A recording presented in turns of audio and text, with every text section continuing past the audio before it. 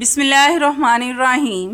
अस्सलाम वालेकुम नाजरीन, वेलकम टू माय चैनल। नाजरीन, ये टिप मेरी समर के हवाले से बहुत ख़ास है। आपने अक्सर देखा होगा कि जब हम गर्मियों में कहीं पर अच्छे कपड़े पहन कर जाते हैं तो हम ज़्यादातर महंगे कपड़ों को बार बार वॉश नहीं करते, क्योंकि इनका कलर ख़राब होने और शाइनिंग खराब होने का खदशा होता है। फिर हम कोशिश करते हैं कि कपड़ों को ऐसे ही रख दें, लेकिन इन कपड़ों में से पसीने की स्मेल आ रही होती है जो हमें शर्मिंदा भी कर सकती है। आज मैं आपको बेस्ट तरीका बताऊंगी जिससे आपके महंगे कपड़े खराब होने से महफूज रहेंगे और इनमें से पसीने की स्मेल भी नहीं आएगी। तो इसके लिए सबसे पहले आपने अपनी कमीज को उल्टा करना है, क्योंकि जिस चीज का हम इस्तेमाल करने वाले हैं वो अगर हम बाहर लगाएंगे तो बाहर से नजर आएगी, इसलिए आपने अंदर की तरफ इसको लगाना है। तो आपने लेना है टैल्कम पाउडर। इसको आपने बाजुओं के अंडर आर्म्स पर लगाना है जहां पर हमें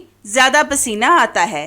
टैल्कम पाउडर आप कोई सा भी ले सकते हैं जो आपके घर में मौजूद हो या फिर जिसकी खुशबू आपको पसंद हो। आपने अच्छी तरह से दोनों तरफ लगाना है। फिर आपने कमीज को सीधा करना है और फिर इसको तय करके जहां पर मर्जी रखें। आपकी कमीज से पसीने की स्मेल मुकम्मल खत्म हो जाएगी और फिर आपको इनको वॉश भी नहीं करना पड़ेगा। जब आप इस कमीज को अपनी कपड़ों वाली कबर्ड में रखेंगे तो सारी कबर्ड से पाउडर की खुशबू आना शुरू हो जाएगी। फिर आपको इस तरह के कपड़ों को वॉश भी नहीं करना पड़ेगा। तो है ना कितनी जबरदस्त और आपके फायदे की टिप। ये टिप मेरी आपको कैसी लगी मुझे कमेंट्स में लाजमी बताएं। नेक्स्ट टिप मेरी इसबगोल के छिलके से रिलेटेड है। एक इसबगोल से आप दो फायदे उठा सकते हैं, बस इसका तरीका इस्तेमाल अलग होगा। एक आप इसका इस्तेमाल लूज मोशन में कर सकते हैं और दूसरा कब्ज में। तो पहले मैं आपको बताती हूँ कि अगर आपको कब्ज हो जाए तो फिर आपने इसका इस्तेमाल कैसे करना है। तो इसके लिए आपने लेना है नीम गर्म दूध का गिलास। इसमें आपने 1 टेबल स्पून डालनी है चीनी। ये आप अपने जायके के हिसाब से कम या ज्यादा भी डाल सकते हैं। और जो लोग शुगर के मरीज हैं वो चीनी का इस्तेमाल ना करें, बल्कि वो ऐसे ही दूध में छिलका डालकर इस्तेमाल करें। अब आपने चीनी को अच्छी तरह से मिक्स करना है। जब चीनी अच्छी तरह से मिक्स हो जाए तो फिर हम इसमें डालेंगे 1 टेबल स्पून इसबगोल का छिलका। इसको हम अच्छी तरह से मिक्स करेंगे। अगर आप दूध का इस्तेमाल नहीं करना चाहते तो आप नीम गर्म पानी में भी इसको डालकर इस्तेमाल कर सकते हैं। आपने इस दूध को ज्यादा देर तक नहीं रखना, क्योंकि फिर इसमें इसबगोल का छिलका फूल जाएगा। आप जब इसको मिक्स करें फिर इसका इस्तेमाल कर लें, आपको कब्ज से फौरन निजात मिल जाएगी। अब मैं आपको बताती हूँ कि लूज मोशन में आपने इसबगोल का इस्तेमाल कैसे करना है। तो इसके लिए आपने लेना है एक बाउल में दही। इसमें आपने डालना है 1.5 टेबल स्पून इसबगोल का छिलका। अब आपने इसको अच्छी तरह से दही में मिक्स करना है। आपने दही में और कुछ भी ऐड नहीं करना, क्योंकि जब लूज मोशन होते हैं तो चीनी का इस्तेमाल नहीं किया जाता। अगर आप चाहें तो अपने टेस्ट के मुताबिक 1 चुटकी काला नमक और 1 चुटकी ही पिसी हुई काली मिर्चों का इस्तेमाल कर सकते हैं। इससे आपको दही का टेस्ट अजीब सा नहीं लगेगा। अगर आप ये बच्चों को भी देना चाहते हैं तो इसबगोल के छिलकों का जहां पर हमने 1-1.5 चम्मच डाला है वहीं पर आप 1/2 चम्मच डालकर बच्चों को भी दे सकते हैं। इससे बच्चों को भी अफाका होगा। इसबगोल वाले दही को भी आपने ज्यादा देर नहीं रखना, बस बनाएं और खा लें। ये दोनों टिप्स मेरी बहुत ही फायदेमंद हैं, खास तौर पर गर्मियों के लिए। ये दोनों टिप्स मेरे आपको कैसे लगे मुझे कमेंट्स में लाजमी बताएं। आज की मेरी ये वाली टिप बहुत ही स्पेशल होने वाली है।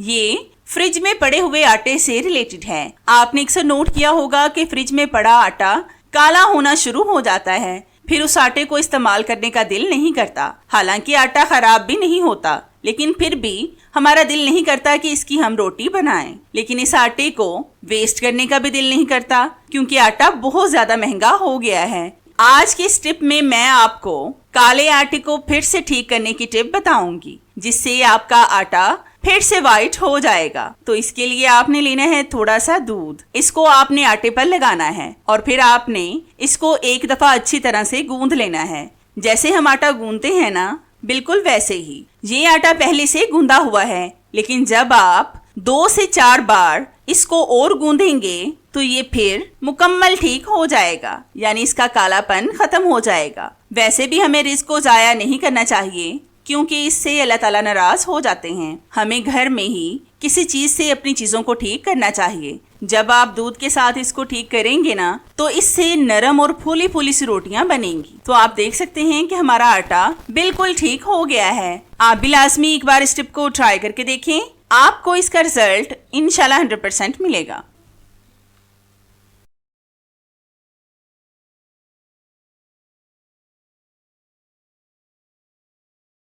आज मैं आपको बहुत ज़बरदस्त टिप बताऊंगी जिससे ये बहुत अच्छे तरीके से ऑर्गेनाइज रहेंगे। तो इसके लिए आपने लेना है एक टिश्यू पेपर का खाली बॉक्स। इस तरह के बॉक्स तो हम सबके घर में मौजूद होते हैं। इसको डेकोरेट मैंने खुद ही किया था। अब हम इस बॉक्स में एक एक करके प्लास्टिक बैग्स को रखते जाएंगे। आपने प्लास्टिक बैग के हैंडल्स को ऊपर की तरफ करना है और इसके साथ दूसरे बैग को लगा दें। ध्यान से देख लें कि मैं किस तरह से कर रही हूँ, ताकि जब आप इस टिप को फॉलो करें तो आपको कोई भी मुश्किल पेश ना आए। इसी तरह से हम सारे प्लास्टिक बैग्स को इसमें रखते जाएंगे। जितने इस बॉक्स में आसानी से आ जाएं, इतने ही आप इसमें डाल दें। तो आप देख सकते हैं कि हमने इस बॉक्स में सारे शॉपिंग बैग्स को ऑर्गेनाइज कर दिया है। जब आपने इसको निकालना हो तो इस तरह से निकालें और इस्तेमाल करें। लेकिन अब तकरीबन 2 माह हो गए हैं, मैंने तवे की डीप क्लीनिंग नहीं की। आज करने वाली थी तो मैंने सोचा कि क्यों ना मैं इसकी टिप आपके साथ भी शेयर कर लूं कि मैं किस तरह से तवे को साफ करती हूं, ताकि आप भी इस टिप से फायदा उठा सकें। तो इस टिप को बनाने के लिए हमें चाहिए हार्पिक। ये तो हम सबके घर में मौजूद होता है। इसको हम अच्छी तरह से सारे तवे पर लगाकर ब्रश के साथ इसको फैला देंगे। हार्पिक बहुत स्ट्रॉन्ग क्लीनर है। मैंने इसे किचन की चीजों को साफ करने के लिए अलग से रखा हुआ है।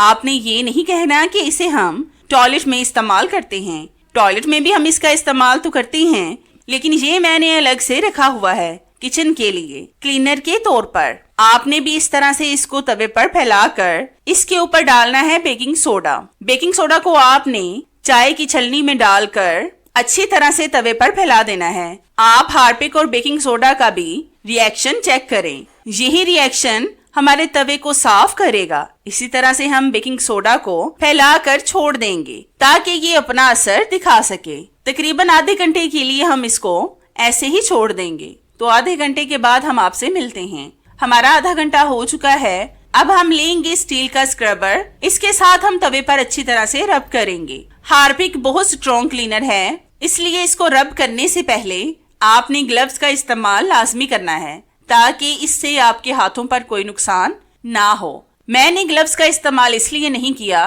क्योंकि मैं बहुत एहतियात से इससे काम कर रही हूँ। तो तकरीबन हमें 2 से 3 मिनट लगेंगे इसको रब करने के लिए। 2 से 3 मिनटों में ये मुकम्मल साफ हो जाएगा। तो मैं 2 से 3 मिनट के बाद ही आपसे मिलती हूँ। तो आप देख सकते हैं कि मेरा तवा साफ हो गया है। अभी भी ये कहीं कहीं से रह गया है, लेकिन टाइम की कमी की वजह से मैं इसको ज्यादा साफ नहीं कर पाई।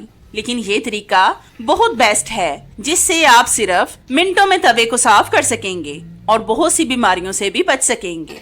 आपने मेरे तवे की पहले भी हालत देखी थी और अब भी आप देख सकते हैं। तो है ना ये भी कितनी जबरदस्त और आसान सी टिप। ये टिप मेरी आपको कैसी लगी मुझे कमेंट्स में लाजमी बताएं। नेक्स्ट टिप मेरी बहुत ही जबरदस्त है और आपके लिए बहुत फायदेमंद है। आपने अक्सर देखा होगा कि जब हम कैंडल का इस्तेमाल करते हैं, मतलब अगर हम कैंडल को किसी मेज वगैरह पर रखकर जलाएं, तो इसके ड्रॉप्स की वजह से हमारा लकड़ी का टेबल खराब हो जाता है। आज मैं आपको बहुत आसान सी टिप बताऊंगी, जिससे आप बहुत आसानी से अपनी लकड़ी की चीजों से कैंडल के ड्रॉप्स को रिमूव कर सकेंगे। तो इसके लिए आपने लेना है एल्युमिनियम फॉइल का एक पीस। इसको आपने कैंडल के ड्रॉप्स पर रखना है। फिर आपने आयरन को गर्म करके इससे एल्युमिनियम फॉइल को प्रेस करना है। एल्युमिनियम फॉइल तो वैसे भी हम सब के किचन में मौजूद होता है, क्योंकि इसके फायदे ही बहुत हैं। जब आप 1 से 2 बार आयरन को इस पर फेरेंगे तो कैंडल मेल्ट हो जाएगी। फिर आप किसी भी कपड़े की मदद से कैंडल को साफ कर लें। आप देखना कि आपके टेबल वगैरह से कैंडल का वैक्स मुकम्मल साफ हो जाएगा। फिर आपको कोई परेशानी भी नहीं होगी, क्योंकि अगर कैंडल लग जाए तो हम किसी नोकीली चीज के साथ इसको साफ करते हैं। फिर नोकीली चीज से हमारे मेज पर स्क्रैचेस पड़ जाती हैं। ये बहुत बेस्ट हल है जिससे आपका मेज बिल्कुल सेफ रहेगा। तो है ना कितनी जबरदस्त और आपके फायदे की टिप। ये टिप मेरी आपको कैसी लगी मुझे कमेंट्स में लाजमी बताएं। नेक्स्ट टिप मेरी सुपर से भी ऊपर है। आज मैं आपको छुरी की ऐसी मशीन बनाना सिखाऊंगी जो बाजार से बहुत कॉस्टली मिलती है। तो इसके लिए छुरी का शार्प होना ज्यादा जरूरी है। तो पहले हम इसको शार्प करेंगे। इसके लिए मैं एक कप को उल्टा करके इस पर लगाऊंगी थोड़ी सी टूथपेस्ट और फिर थोड़ा सा पानी डालकर मैं छुरी को कप पर रब करूंगी। इससे छुरी बहुत आसानी से शार्प हो जाएगी। आपने अक्सर देखा होगा कि हम बाजार से महंगे महंगे पीलर्स मंगवाते हैं जो बहुत जल्द खराब हो जाते हैं। पीलर का इस्तेमाल हम इसलिए करते हैं कि इससे छिलके बहुत बारीक उतरते हैं जिससे हमारी चीजें ज्यादा वेस्ट नहीं होती। आज मैं आपको छुरी को ही पीलर बनाकर दिखाऊंगी जिसको आप छुरी के तौर पर भी और पीलर के तौर पर भी इस्तेमाल कर सकेंगे। तो छुरी हमारी शार्प हो गई है। अब हम इसको एक साइड पर कर देंगे। फिर हम लेंगे इस तरह की वायर का पीस। ये वायर वगैरह तो हम सबके घर में मौजूद होती हैं। इसको आपने थोड़ा थोड़ा सा रोल करना है। तो इसके लिए मैं यहाँ पर लूंगी एक बॉल पॉइंट। इसके ऊपर मैं इस वायर को रोल करूंगी। आपने ना बस ध्यान से देखना है ताकि आपको अच्छी तरह से समझ आ जाए और फिर बाद में आपको कोई परेशानी ना हो। जब आप इसको बनाने लगें तो एक तरफ से रोल करने के बाद आपने दरमियान से वायर को ऐसे ही छोड़ देना है और फिर दूसरी तरफ से भी इसको ऐसे ही रोल करना है। मतलब आपने वायर को मजबूती के साथ बाल पॉइंट पर लपेटना है और फिर एक्स्ट्रा वायर को काट दें। तो आप देख सकते हैं कि ये इस तरह का बन गया है। अब मैं छुरी पर आपको इसको लगाकर दिखाती हूँ कि किस तरह से आप इसको छुरी पर लगाकर पीलर का काम ले सकते हैं। मैं आपको खीरे का छिलका उतार कर दिखाती हूँ। आपने ध्यान से देखना है कि ये कितनी सफाई और कितना बारीक छिलका उतार रहा है। तो ये हमारा जबरदस्त सा पीलर बनकर रेडी हो चुका है। जब आपने इसको पीलर के तौर पर इस्तेमाल करना हो तो पीलर के तौर पर इस्तेमाल कर लें, लेकिन जब आपने इसको छुरी के तौर पर इस्तेमाल करना हो तो आप छुरी के लिए भी इसका इस्तेमाल कर सकते हैं। मतलब इस वायर को उतार देंगे तो ये छुरी बन जाएगी और जब आप इसको लगाएंगे तो ये पीलर का काम करेगी। तो है ना कितनी जबरदस्त और आपके फायदे की टिप। ये टिप मेरी आपको कैसी लगी मुझे कमेंट्स में लाजमी बताएं।